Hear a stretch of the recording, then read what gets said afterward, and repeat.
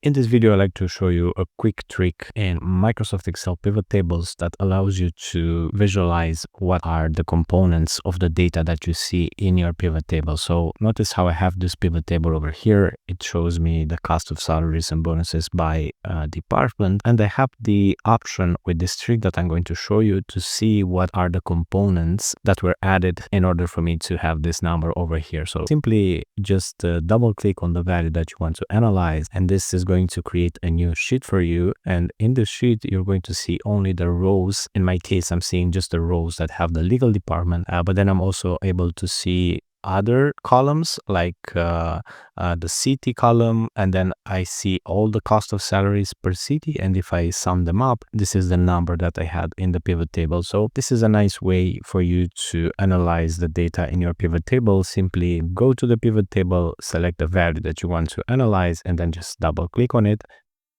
and this will create a new sheet over here, and you'll be able to see your data better. So this is a trick that I wanted to show you. If you liked it, give this video a thumbs up, subscribe, comment if you have any questions, and I'll see you in the next one.